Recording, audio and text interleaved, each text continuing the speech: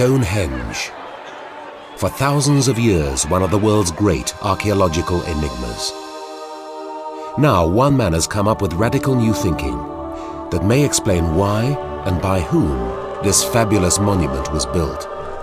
Anthropologist Lionel Sims began by trying to understand what changes were going on in prehistoric society as Europe emerged from the last ice age, and how man's beliefs were affected. Studies of present-day societies, combined with fresh archaeological evidence from across northern Europe, have led Sims to a startling theory that Stonehenge was built not simply to celebrate the sun, but to worship a much older force, the moon. In rediscovering Stonehenge's purpose, Sims comes to the conclusion that this ancient monument represents a major milestone on the road to the modern world.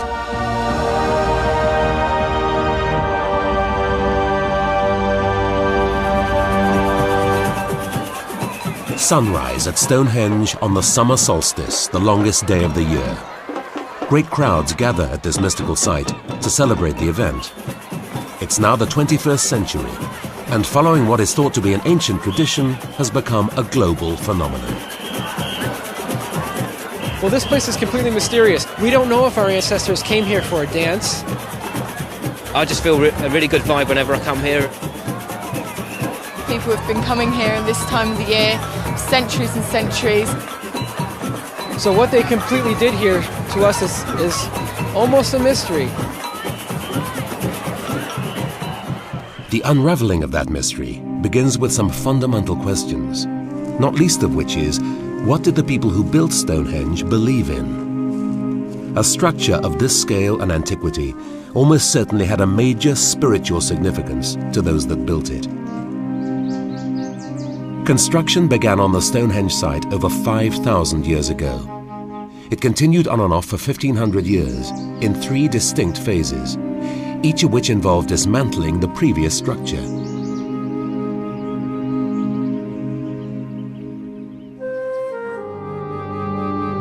Some of the huge stones were transported hundreds of miles from the Preseli Mountains in Wales to the monument site on Salisbury Plain in southwest England. But the mechanics of Stonehenge don't help to explain what drove a community to expend so much time and energy in building such a structure.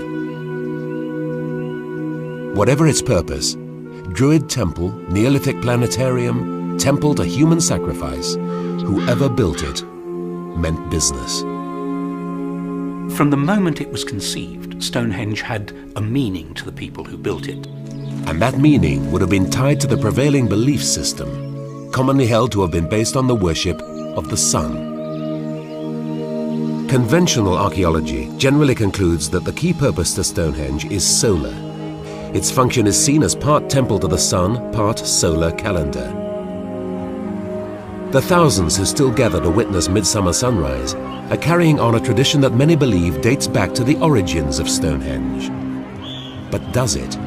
In the popular imagination, the connection between Stonehenge and sun worship has its roots in the pre-Christian Druid movement.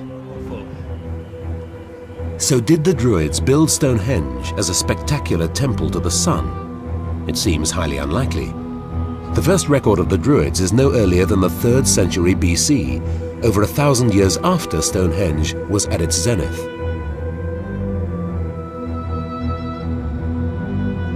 Julius Caesar is the principal source of information about the Druids, whom he came across in Gaul. The Roman classics describe how their sacred sites were clearings in forests, not massive man-made monuments. It's clear that if the Druids ever had anything to do with Stonehenge, it was after finding it in its current abandoned state. This is a place of power. Any place that is used for a long time for a spiritual purpose or for any other common purpose builds up its own power. And this is really the spiritual centre of England.